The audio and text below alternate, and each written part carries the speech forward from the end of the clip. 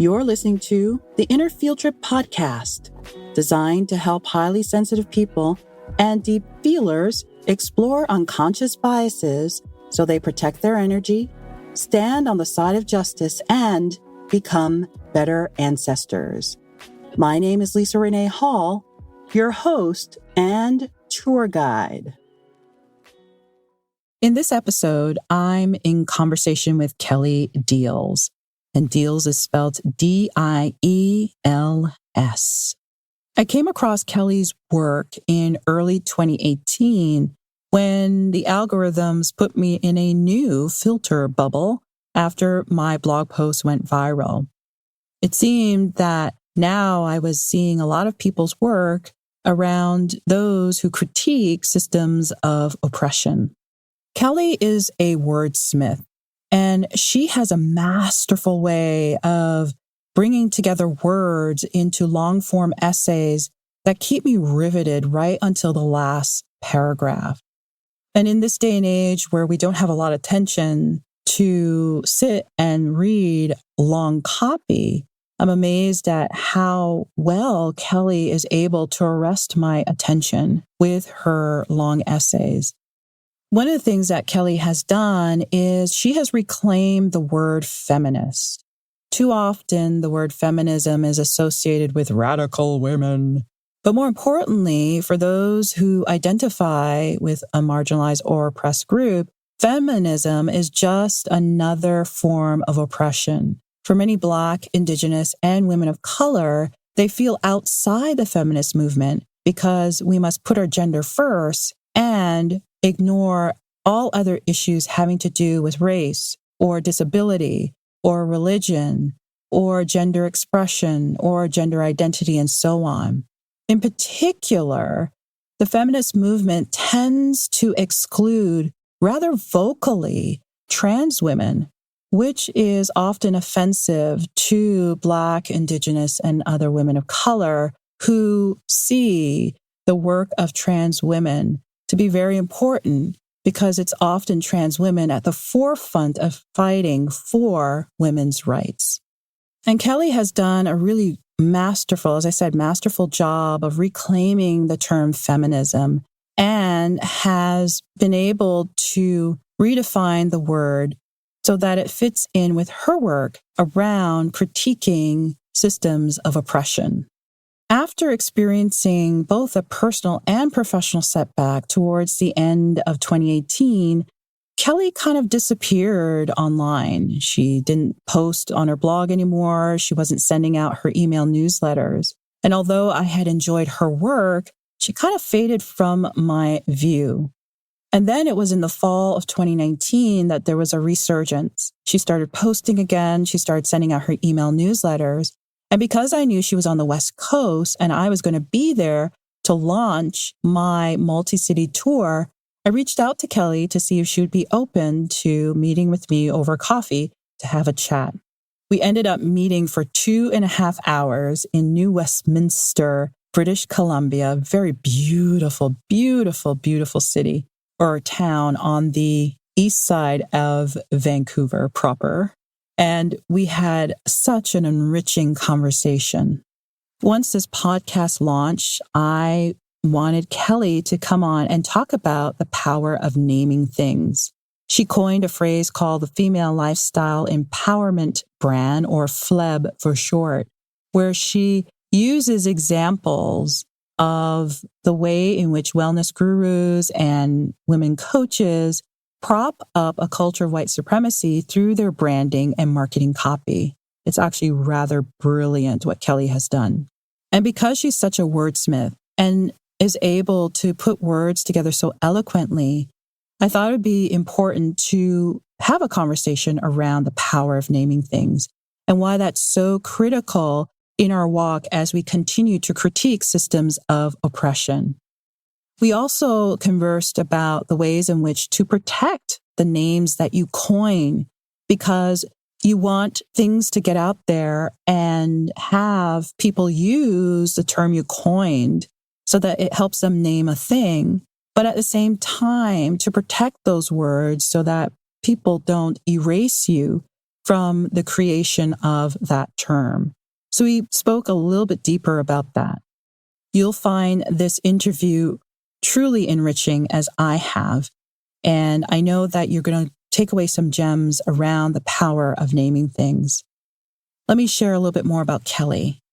Kelly Diels is a feminist educator, writer, and coach.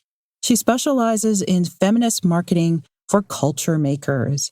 She's here to raise awareness about how the business as usual formulas we learn everywhere actually reproduce oppression. She develops and teaches alternate feminist marketing tools to help us do it differently and better.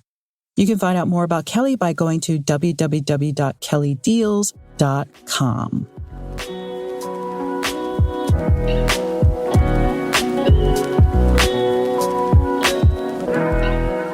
Kelly, how are you? I'm doing great, and I'm so happy to be here with you today, Leesa. You know, your Sunday love letter is just everything. That means so much to me. I call it a love letter for a reason because I literally pour love into it and hours of time. And it's like one of the things I'm most proud of across the last 10 years is that love letter. There's conventional wisdom out there that says when you send out an email newsletter, it needs to be so long and you need to include these sections. But yours is just so anti that. And it's so rich and it's so beautiful and it's so well researched and well thought. I can tell you're a deep thinker.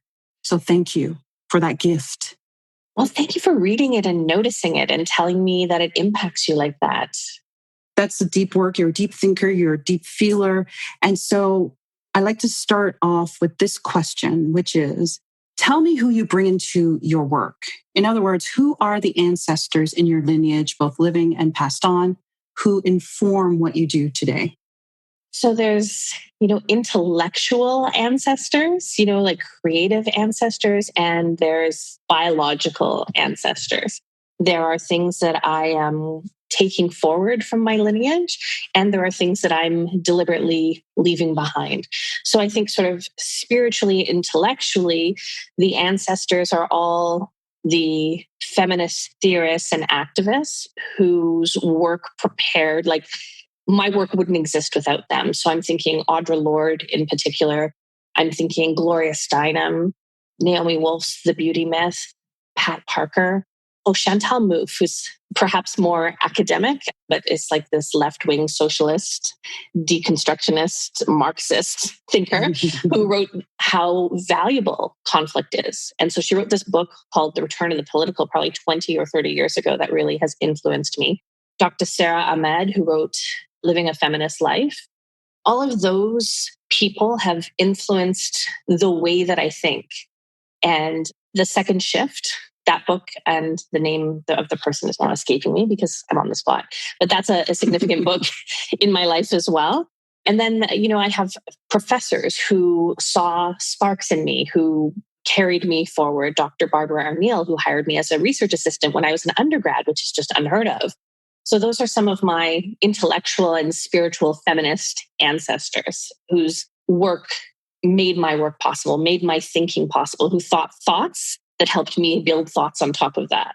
And then in terms of actual genealogical lineage, like where do my people come from? My dad's parents immigrated from Holland right after World War II. And so came out of a very traumatized background where we lost a lot of relatives because the Nazis occupied Holland and lots of our relatives went missing. And on my mom's side, that's a little bit more of a question mark, as often happens in white colonial nations. White immigrants come and their histories get erased. They just sort of get folded into the identity of white Canadian. So that's a bit of a question mark.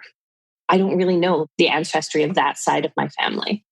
And also, I do a lot of ancestry work. And because of patriarchy, often women are unknown in the family tree. Yes. And so it's been interesting to see that I've been able to trace, especially a lot of my male ancestors. But for many of the female ones, their names remain a mystery. This is actually significantly on my mind. I'm about to do some work on this with one of my clients and one of my friends. Her name is Treva Woods, and she's doing some work around helping women figure out their lineages and trace the matrilineal side of their work, and not from a historical. She's not doing this as an expert on genealogy, but showing us what she's learned in her own journey, and then figuring out what self-care rituals and spiritual rituals we can put in place to keep our cups full without spiritually appropriating from other people and to other cultures. So I'm interested in doing this as something I'm doing going forward. But even this question is animating the way I'm doing business, Leesa, because I have a program called Feminist Marketing School, and I am renaming it Flora. So in this fall, we'll see that, but I'm renaming it Flora, and there's a whole bunch of reasons why. So the root of flora is flor, which is the same as flourish. And that means to flower, to bloom. It means efflorescence. And flourishing is my end goal for all of us. So flora speaks to flourishing. Flora also speaks to an emergent sensibility where we're getting out of the linear grind culture. Here's the system, the structure, the solution, the formula you must rock, and more sort of about opportunities and shifts and organically emerging into things.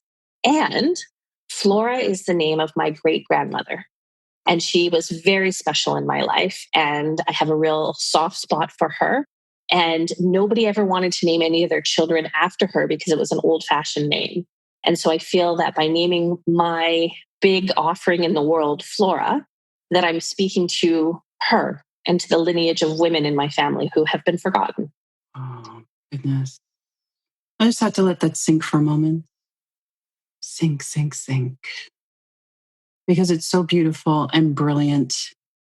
Thank you. It means a lot to me because it encompasses all of those things that are important to me. And so as a mother of 5 children. Yes. Woo, how do you do it? No. I mean, well, one of my children is my stepson, who is a grown-up person who's 24 and lives on his own and is a flourishing member of society. So he puts very little demands on me at this point in time, although I did co-raise him from the time he was 14 years old. But the other 4 are in range in ages of between 5 and 16 years old. So I have 2 teenagers and I have 2 little ones. And how do I do it? I don't know. Probably there is a way in which, because there's a whole bunch of them, that they're kind of co-raising each other and they play with each other and they enjoy each other and they hang out together. So there's not quite as many let's play with me demands. Yes. But there is the multiplication factor of 5 lunches to pack, 4 lunches to pack, 4 meals. It seems like I'm constantly cooking. So there's that. But it's really a joy. My children are just marvels and I enjoy them and they exhaust me, but it's a joyous exhaustion. I imagine. And one thing that you've made clear is that your children have African ancestry. Yes. And so you're mothering these children who do not look, they resemble you, of course, because of DNA, but don't look like you due to skin color. Right. And they have a very different experience in the world than I do. There's a responsibility that goes with that. Yes. And so that's my question to you is you're a woman with unmerited skin color privilege. Mm-hmm. And here you are operating in this world. And of course, you have other identities that may marginalize you. So how do you, a woman with skin color privilege, raise children who don't have that same privilege? So, it's my job to be staunchly in their corner at all times. And I have to be building my analysis continually so that I can spot things and see things and be sensitive to things and understand what their experience is like in the world. And this goes beyond sort of the standard things of do you know how to braid their hair?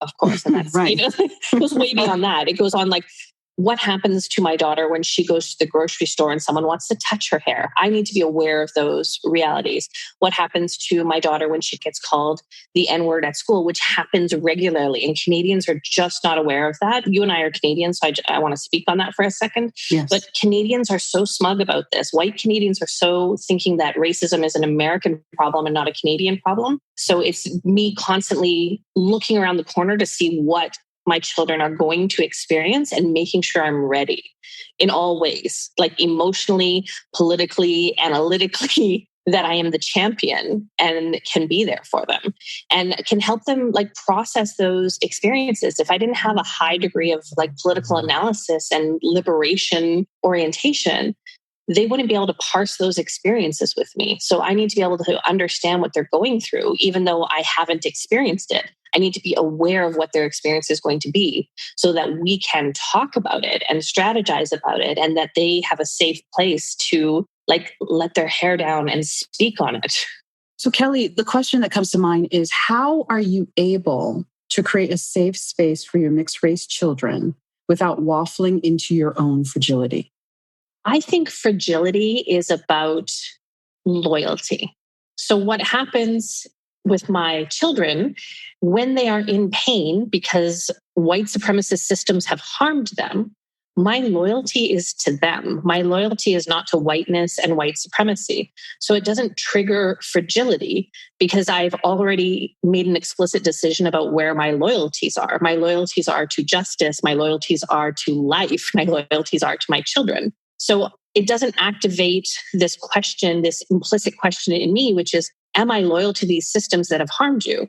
That's when fragility comes up, because now we have a conflict that we're trying to manage, like an internal psychological conflict that we're trying to manage. And it activates us because it questions the content of our character, which is why people break down. And this is all happening, I think, at the subconscious level that we don't consciously know what's happening, but that's what I think is happening is there's a question about loyalty. What systems are you loyal to? And that's why I think in those spaces that I'm not getting activated, because my loyalties are very, very clear. And I think that's what we as white people and people with dominant identities need to do, is make an explicit decision about where our loyalties lie. Do they lie to justice and with life, or are they in those systems of harm? And then, we're going to feel fragile about it because there is an ethical, moral, spiritual question that's getting activated. Wow. And it's interesting you say that, because the work of exploring one's unconscious biases is the work of dismantling this identity that has been cultivated by the dominant culture, and an identity that is rooted in something that's manufactured and fake and false. And it's something that gets internalized below the level of consciousness. But consciousness is what dissolves it. So when we rise up these internal biases that are floating below the level of consciousness, when we explicitly look at them and raise them to the level of consciousness, that's where they stop taking hold. So anytime that something unconscious, like an unconscious trigger is happening, when we look at it explicitly and surface it and talk about it and make a decision about it, then that unconscious sequence stops working. But of course, that requires work. Right. It definitely requires work. And it's not a one and done thing. It's a constant returning to it and unearthing it and making sure the weeds don't take root again. And what I also think about this situation is living in an oppressive system. When you have a dominant identity, it requires dissociation, right? Because we're witnessing abuse, but we have to dissociate from it and pretend it's not happening. And so it does harm to the people with dominant identities too. But that's why we have to unearth that and understand that liberation has to happen across the board, or we're all going to get harmed. Wow. So coming back to my children and how being their champion and their support and their soft place and their ally against the harm that they're experiencing, what I know to be true is I don't have their experiences in the world. So I can't teach them how to be Black women or how to be Black men. But what I can do with my own example is teach them how to be free. I'm just letting that sink for a moment, because that's a powerful, powerful quote. Well, and freedom isn't specific to identities. It's something that's available to all of us if we do the work of unearthing the oppression that we've internalized. Oh boy, I love that. I love your use of words. And we're going to talk about words and the meanings that they hold a little bit later on. I want to focus on now is taking a look at your own work, where you call us to be culture makers.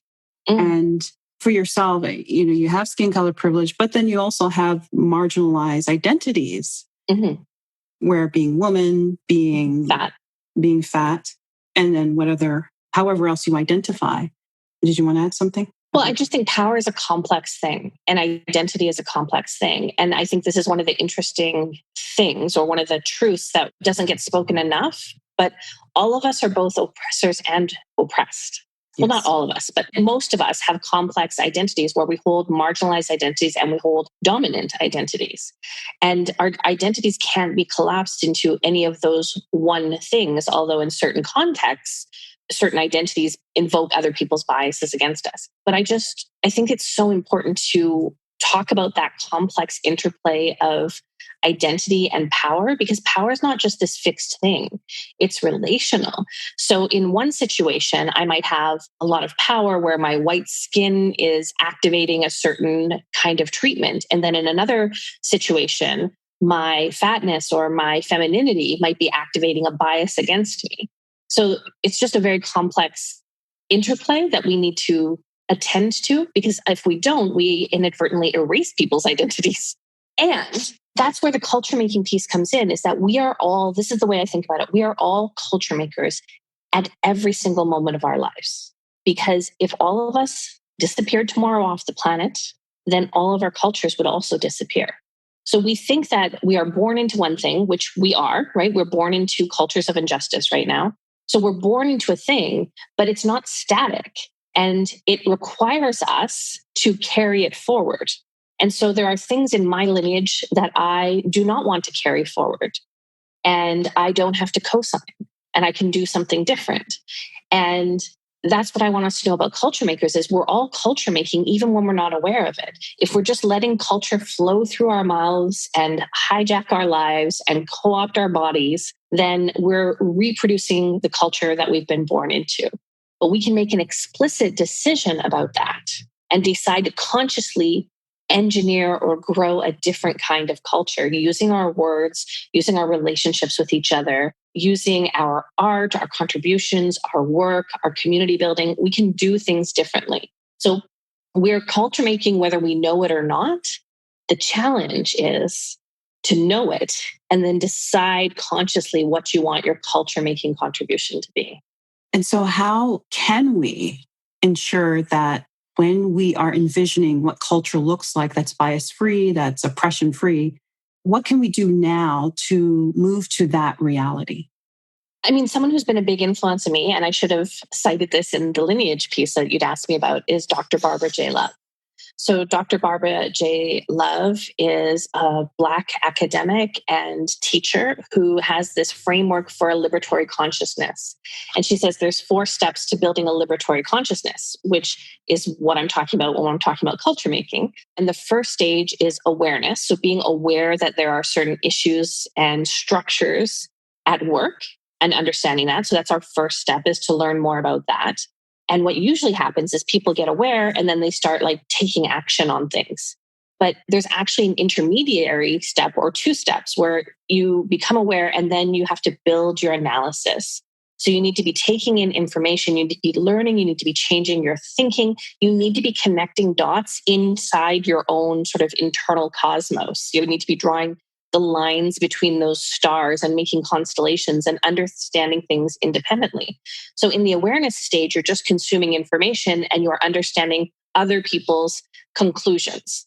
In the analysis stage, in building your own analysis, you're still consuming that information, but you are making it yours. You're metabolizing it and you're connecting those dots. So now you can make independent judgments on things, which means now you're really ready to start taking action, because you're not simply taking orders from the people you're getting awareness from, but actually you've metabolized and alchemized the wisdom, and now you can apply it. But that step is critical. We have to build our analysis. And that's not one thing that you do across a 6-month period and now you're done and you're prepared for action. Building your analysis is this reflective, dialectical thing that we're doing constantly. We're constantly looping back and shifting and inquiring into ourselves and our own biases and what we know about the world. So it's just it's like a spiral. We're circling around and up and around and wider and looping back. So that's what building your analysis is. So to be a culture maker, to figure out how you can consciously shift the culture towards what you're dreaming of, means really always building your analysis and your self-inquiry, to use your language, and understanding independently so that you can make informed judgments without being told what to do. Because that's not liberation, being told what to do. That leads into this era that we're in where conspiracy theories and disinformation is believed over and above the truth, over and above truths that are backed by facts, data. We're in this pandemic, and thankfully here in Canada, we've had a unified front with our political leaders, no matter their political leanings. But in other countries around the world, there has been just this battle between scientists that are saying, these are the numbers, take a look. And then people who are governing who are saying, yeah, that's all fake news. I mean, it's so disheartening, but that's again why the building your own independent analysis is so important. I mean, it's not that we can't be fooled. We all can be. That's the nature of truth and lies, is that we all fall for them from time to time. But the more independent our analysis is and the more sort of diverse and varied our information sources are, then the more that we can do that metabolizing and be less manipulable by nefarious political actors. That's the word, nefarious. Nefarious, for real. Nefarious. So as you have continued to develop your work, you came up with a feminist lifestyle empowerment brand, which I think is amazing because it's a model that I followed as well as a budding coach and followed different leaders in the space, you know, wearing the slim dresses and manufacturing authority in the marketplace through using different means. And tell me the journey that it took to get to FLEB. Sure. So FLEB is this marketing phenomena or this marketing formula or a success formula that I call the female lifestyle empowerment brand. And I say female because it's about displaying mandatory femininity, not about being who you actually are. But my journey was, I learned from all of those teachers, right? So when I came online in like 2008, 2009, and started taking trainings about how to copyright, how to market, how to blog, and tried to figure out how to run an online business, that is the model that I trained in. And I didn't even know it was like a distinct thing. It was just the default. And I couldn't figure out why I couldn't get traction with it. I tried to be that thing. I tried to appear that thing. I tried to perform that formula. And what would happen is I could do it for 2 or 3 months, and then I would just be completely exhausted and have to retreat for 3 months. And then I would like rally and do it again, work my own marketing system, and then have to retreat. And I just couldn't get any traction because like stopping and starting, you'll never get any momentum. But what I thought at the time was clearly there's something wrong with me. I have some sort of success problem because I know how to do this. I just can't make myself do it. I have a success problem. I'm self-sabotaging. I have an upper limits problem. And looping around this sort of toxic self-help cul-de-sac, trying to figure out what was wrong with me, why I couldn't get some traction on something that I knew how to do. And what happened is I just sort of snapped. I was like, I'm done with this. I can't do this anymore. And I went and got a job with a company that had, $50 million in annual revenue. And I was leading a marketing program and had a $300,000 marketing budget to spend. And it was amazing. I didn't have to perform. I didn't have to show up and perform relentless positivity and turn everything into a life lesson and show up with well-groomed hair. I just didn't have to do any of those things. And all I had to do was reduce the risk for the buyers, which meant educating them on this B2B solution that the company was marketing. So it was just so refreshing. And then I got pregnant with my then 5th child about 2 years into that job, where all I had to do was educate and reduce risk in my marketing. And I reached sort of this tipping point where this corporate job that I had wasn't going to be tenable any longer. And I was like, okay, so I need to restart my online business. And I had been offline for 2 years. You couldn't find me online. Every social media page I had was deactivated. You could not find me. So I came back and I started putting my toe in and catching up on people's social media and blogs, and came back to the world. And I just suddenly saw it so differently. It was like I had lived in a different country for 2 years, and I came back and in the meantime, my neighborhood had been subdivided and I didn't recognize any of the landmarks. it was familiar and different at the same time. And that little shock of recognition and lack of recognition helped me see something that I couldn't see before. And this time I looked at it and I was like, oh, it's not me, right? This is like coded white supremacy. This is leveraging privilege. This is leveraging thin privilege. This is all the things. This is why I couldn't do it consistently. It wasn't because I had an upper limits problem. It was because I had a conscience and a sense of justice. And the internal friction between my marketing and my personal beliefs was why I couldn't maintain those marketing structures. So that was like that shock. And then there was a particular event, Leesa, that happened, and I don't name people publicly. And there's a reason I don't name people publicly, and it's because I want us to pay attention to the patterns and the systems and the structures. It's not about bad apples. It's about like the whole bin of apples and the whole container. And I want us to look at our own complicity first, and because that's where we have the most amount of control. So I'm going to tell you about this big famous brand, but I'm not going to name her specifically because I want us to think about the pattern rather than her in particular. So at the time that I came back and I was noticing this, she sent an email, and you talked about how I have 5 Black children. Mm-hmm. So she sent this email, and it was right after Eric Garner, his killers, and I use the word deliberately, his killers were not indicted. And there were protests in the city that this particular person lived in, and it's all in the news. And she sent an email out saying, if you are outraged and in pain, and you want to learn how to transform your pain into power and transform injustice into action, I've got a video for you. And like this email was like, oh my goodness, finally, like these people who are branding themselves as change makers, somebody is taking this seriously, is offering some leadership and not just ignoring it. And I really do want to know how to transform my pain into power and my outrage into action. This is exactly what I want to know in this moment in time. So I clicked through, and it was clearly a video that had been like recorded some months prior.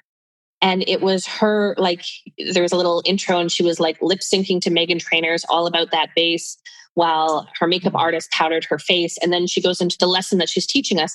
And she's talking about reading a question from a viewer about an unpleasant coworker and who really gets you down. And how do you not let it get you down? How do you shift your mindset so it doesn't drag you down? Mm-hmm. And then and then the female lifestyle empowerment brand prescribed the Buddhist practice of Tonglen and said, like, if you practice this, that's going to shift your mentality and you'll stay in a positive space. Oh boy. And I was physically shaking, because I was like, you bait and switched us. You literally used our outrage over Eric Garner's death and his death with impunity, like, to get us to click through to this video. You're a white person. You use Black Death as clickbait to get us to click through this video. Oh God, then you culturally appropriated. And the video wasn't even about the issue at hand. You just like packaged it that way, something you'd already created. And would this be the video? And this is why I was shaking. Would this be the video that you would make for this moment in time if that could happen to someone in your family? That would not be the video that I made, right? So I was just like shaking, and I realized like it's not just that people are using privilege to get attention, either using their white privilege, their thin privilege, their heterosexual privilege, like whatever privilege status is that they're getting, and they're bundling that up into a success formula. It's that they're actually leveraging Black death for cool points. In that moment, the whole thing came into focus, and I was like, I am out. And I wrote my first essay on the female lifestyle empowerment brand. And before that, I hadn't even called it the female lifestyle empowerment brand. I was calling it something else. I hadn't quite landed on the name. And I wrote this essay about the female lifestyle empowerment brand and how it's toxic, how it's harmful to us, how it's harmful to our culture, and not just harmful to us. It's also like an instrument of perpetuating a harmful culture. Like it's reinforcing the culture. And when we're doing these things, that's what we're unconsciously doing. We're co-signing an unjust culture. We're co-signing violence. And I wrote this. And as I wrote it, I was like, okay, well, I'm going to be deeply unpopular. I will never get any business ever again. And here I'm trying to launch this fledgling business. Like, I will get no business. Nobody's going to want to hear from me. I'm going to lose like my tiny list. And all of those things did happen. My list cut in half in a week. All of those things did happen. And it got shared 20,000 times in a week. And I'd been offline for 2 years because there was something real there. And that was enough of a, you know what, honestly, it didn't even matter if I win. Like, it was enough of a win to keep me going, but I didn't even need to win because I was like, this is just the truth and this is where I'm going. And I won't be popular. I won't make any money, and so be it. I'm going to say what needs to be said. Wow. So that's where it came about. Wow. Long story. It's a long story, but it's very important because it forms or informs what we're going to focus on when we come back from the sponsored message. I'm in conversation with Kelly Diels, feminist marketing consultant, and we'll hear more from her after this.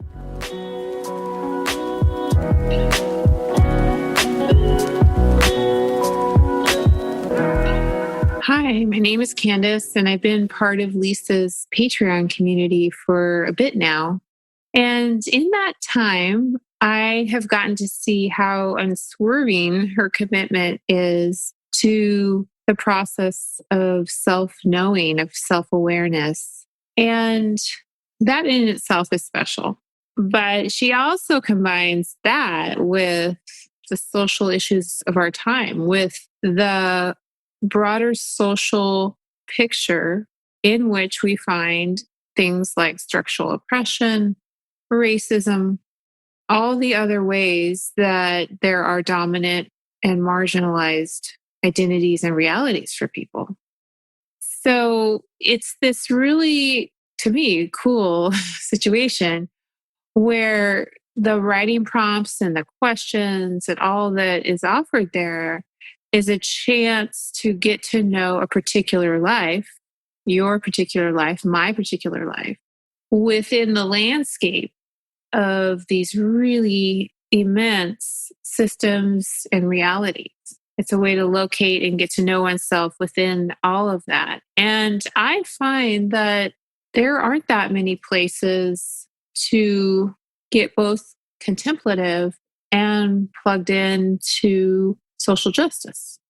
And for someone like me who's drawn to these ways of working, these ways of inner work, and is drawn to activism, I just really appreciate how all that Leesa has brought together here.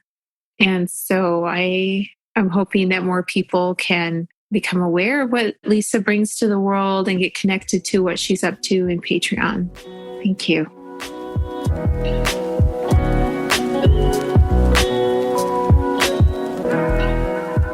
We're back. I'm going to continue this conversation with Kelly Diels. It's fascinating because the female lifestyle empowerment brand, FLEB for short, that's a name that you came up with. And naming things is a social justice issue. Can you speak more to that? Sure. If you think about it, naming is always about power. I'm going to use a negative example here, but so many cities around the world in colonized nations don't have their original names. So many places don't have their original names. So whoever names a thing is making a statement about power.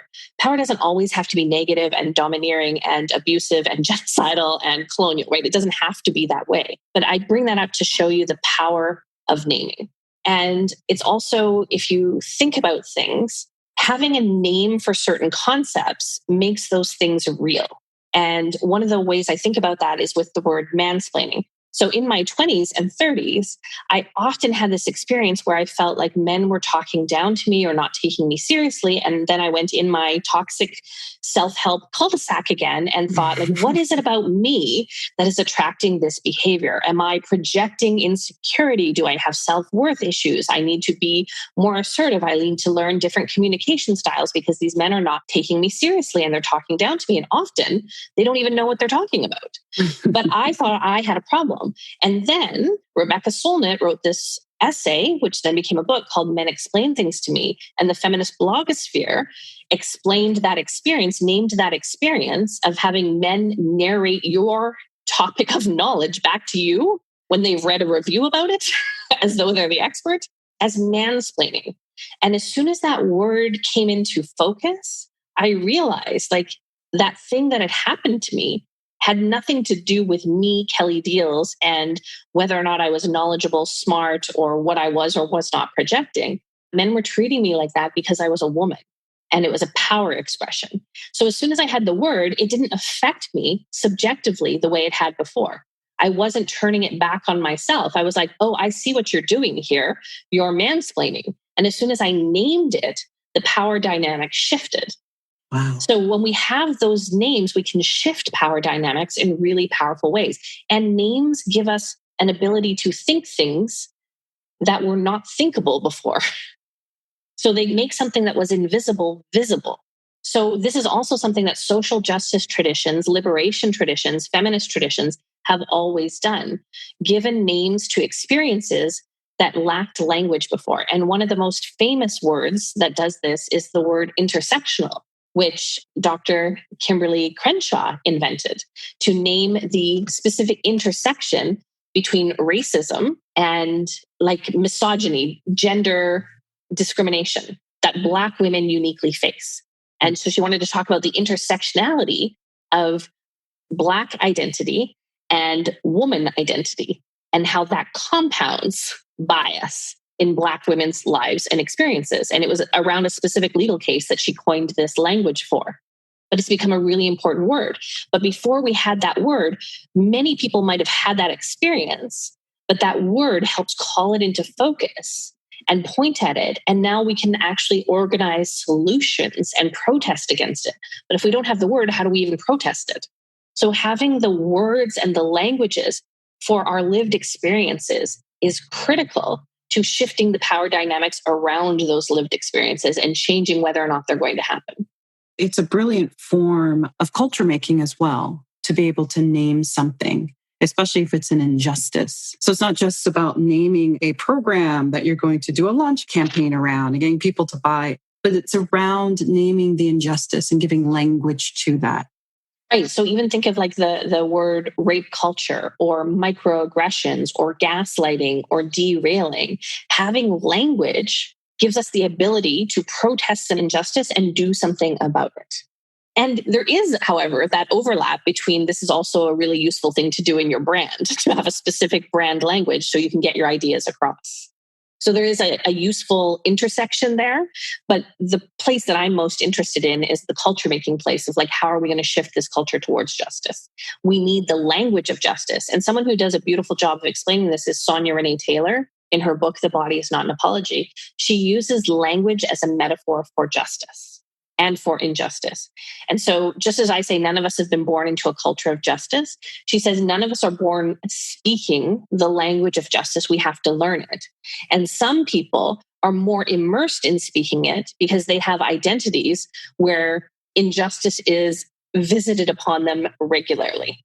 And so people like Black people, queer folks, trans folks, women, people with different marginalized identities, and all the intersections of those identities might speak justice more fluently than people with fewer of those identities. But she says that's our challenge, is to learn to speak the language of justice. And I'm sort of taking it one more step forward and saying, actually, we need to invent the language of justice as well.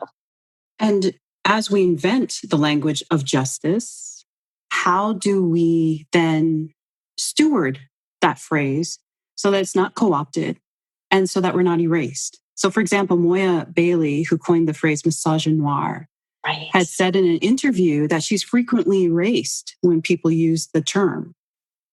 And so how do we gift this term to the marketplace and say, hey, here it is, here's the language, without being erased? This is something that pains me deeply when people get erased from their own knowledge traditions. And of course, power is going to determine who gets credited and who doesn't get credited. So many times I've raised the word intersectional and used it as an example of culture making and told the story of Dr. Crenshaw. And people are like, oh, I didn't know she invented that. And it's like, that pains me. Yes. That is her contribution, right? And there's so many of us who aren't compensated with money and fame and what have you. But one of the ways we can compensate people for that intellectual and emotional labor is by calling their names and calling that forward into our lineages. So one of the things I recommend to people to do is if you come up with a name, I don't say that you should go trademark it, though certainly that's your prerogative. You can go do that. But what I say is you should immediately write a blog post about it and prominently display the date. And so all roads lead back to that. And if anyone ever did a search to see when words were being used or the frequency with which words were being used, you would be the origin, right? You'd be the source of that word. That doesn't mean that people won't erase you. They will. They 100% will. But you do have to leave some breadcrumbs for people to find you and use it regularly and train people around you that it's a justice practice and a feminist practice to cite each other. And honestly, it helps us learn and build knowledge because that's how things don't get forgotten. We have to remember them forward by calling people's names. And it is actually a personal issue for me right now because there are people who are erasing me from something that I invented called feminist copywriting. And it pains me enormously. And it is what happens to people who don't have dominant identities. And it's even what you see in people who do have dominant identities. White men often go into the fringes and take a concept or take an entire body of work and rebrand it with a different name and get very rich off of it, because that's valuable cultural language transmissions. But I would just say it's not possible to make it so that people won't appropriate your work. But what we have to then do as a culture collectively is start making it a practice to call the people's names who've influenced us, which is exactly what you did at the beginning of this podcast deliberately, right? We're calling people's names. That's how we call wisdom forward. That's how we carry wisdom. That's how we teach each other. We just talked about the importance of names. We can't even know something unless we have language for it. So this is how we build whole traditions of wisdom, is with those languages and by giving honor to the people who've contributed those building blocks of language so that we can speak that language of justice. We have to cite each other. We have to cite too. Yeah, we do. We do. And as a woman who is of African descent, one of the things that I now do deliberately and purposefully is I cite Black, Indigenous, and other women of color who are doing this work. Because if I want people to cite me, I've got to model. I have to model this. You've got to model it. Yeah. So Sarah Ahmed, this is one of the people I mentioned as one of my influences. She has a citation policy in which she only cites women and women of color, only. So we don't have to be as dogmatic as that, but that you can see there's a whole revelation there. I think even there was a little controversy with Ava DuVernay, the director, where a male director threatened to sue her because she was only hiring women directors for her series Queen Sugar. And so he threatened to sue her for discrimination because she was only hiring women directors. And she was delighted. She basically told him, like, bring it on, because then that would set the precedent for me to sue all of the Hollywood studios who've hired 98% male directors for the last 50 to 100 years. Please sue me. Please do it. And then the whole thing died down. Of course. Again, naming something, right? Right. And what I find fascinating about names and how we use words is that you have a blog post where you talk about fonts. Right.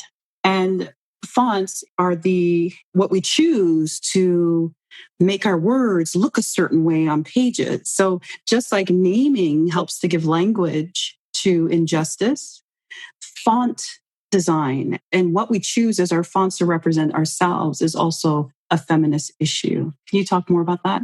Right. So fonts are like the air that we breathe on the internet. It's actually not possible for us to have an internet if we're not choosing a font in which the words will display. If there's no words, there's no internet, there's no communication. So culture making is often tiny acts of doing it differently. So we can just use like the free fonts. But even within the Google free fonts, there are fonts that have been developed by women, that have been developed by trans folks, and we can like specifically choose those fonts. So when I was recently redeveloping my website, I went to the website designer and developer and said, okay, I know we're going to do some new typography. We're going to probably pick 2 or 3 fonts that we now use for headings and bodies and all those kinds of things. I specifically, if I'm going to buy a font and I'm going to invest in something, I want it to come from my justice, feminist communities. I want you to try and find me fonts that have been developed by people of color. I want you to find me fonts that have been developed by women, by trans folks. And we're going to have the look that we want, but for sure there are fonts that have been developed by those community members who are vastly underrepresented in the design world, but who are creating amazing work. So if I'm going to spend money in my business, I try to leverage every single line item so that it contributes to growing the resources of our community members. So if I'm going to go to a restaurant, I'm going to a restaurant that's owned by Black folks. Or if I'm going to go buy a chair for my office, I'm going to a store that's owned by a woman. Like, I'm going to try and leverage every line item that I'm already going to spend the money on to make it a contribution, a culture-making contribution. So that's what I said about fonts. And I rallied up some resources where you can go through different databases and find fonts that have been developed by women of color, by white women, by Asian women, by trans women. And you can go through and you can find exactly what you're looking for. And when you buy that font, you're now supporting a community member and growing the resources we need to shift that culture towards justice. So it's the tiny act that can, if we just consistently do it, can make a big difference. And someone listening might be saying, come on now, what's the big deal? Like, just get a font. Like, what's the big deal? Now we're going to get fonts from this person, like, just whatever. Why is that? I mean, there's a whole bunch of things. First, it's the creative objects, right? If we're consuming culture, who is getting reimbursed for producing culture? And then that determines who's making culture in the most literal sense of culture objects like books and fonts and paintings. That is significant. And from a business point of view, this is how we get money into the hands of people who have been financially, systemically deprived. And so I have a certain amount of business expenses every year, tens of thousands of dollars, that I can leverage to make it do double duty as a culture-making contribution. So I was going to spend the money anyway, and I'm still going to get exactly what I need. But maybe now 50% of my business expenses are going to get in the hands of people of color or women or trans folks. So there's a compound effect there, financially and culturally. And that's why on your website, right at the front, money is a justice issue. It is. It is. So the last question I have for you, Kelly, is a question I ask all my guests. And one of the phrases that has really resonated with those who follow my work is to stumble bravely. And in fact, people use it as a farewell greeting, whether they're in my community on Patreon or whether they're on Instagram. It's like, yeah, stumble bravely. And so my question to you, Kelly, is what final tip do you have to that person listening who wants to become anti-bias, anti-racist, and anti-oppressive? What advice would you have for them to stumble bravely? I think I would come back to Dr. Barbara J. Love's framework for a liberatory consciousness and say, keep building your analysis, keep learning, keep leaning in. The more you build out that analysis, the more you're going to realize all the different ways that you were wrong or misinformed. And that's actually one of the things that happens with liberation. You get liberated from that and you get to be in a new space and do things differently as a culture maker. So stumble bravely to me means keep building your analysis, which inevitably is going to bring you face to face with some hard truths about how you were living. And that's liberation, honestly, because now you don't have to do it like that anymore. Kelly, thank you so much for your time. I so appreciate you. I appreciate you, Leesa. And we were in conversation with Kelly Diels, feminist marketing consultant. My name is Leesa Renee Hall, and stumble bravely.